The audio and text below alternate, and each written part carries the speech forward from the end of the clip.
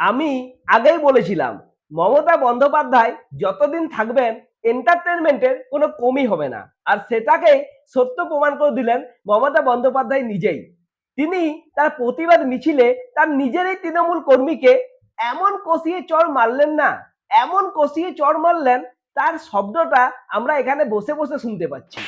শুধু তাই নয়, মমতা বন্দ্যোপাধ্যায় এই যে মেজাজ হারালেন তা দেখে এখন লোকে বলছে যে উনি হয়তো অরেঞ্জ কালারের যে গেঞ্জিটা পরেছেন না, সেটা দেখেই মমতা বন্দ্যোপাধ্যায়ের মেজাজ বিগড়ে গিয়েছিল। আর দেখুন, এই ঘটনাকেও আবার ডিফেন্ড করছে কুণাল ঘোষ, তাও আবার এমন যুক্তি দিয়ে, সেই যুক্তি শুনে আপনি হাসবেন না কাঁদবেন আপনিই ভেবে নিন। যদি কোনো মা যদি তার কোনো সন্তানকেও ধাক্কা দিয়ে সরিয়ে থাকে আর এক সন্তানের চিকিৎসার জন্য, সেইটা আপনাদের খবরের খোরাক হতে পারে কখনো? আমার তো এই দৃশ্যটা দেখে সেই গানটার কথা মনে পড়ে গেল।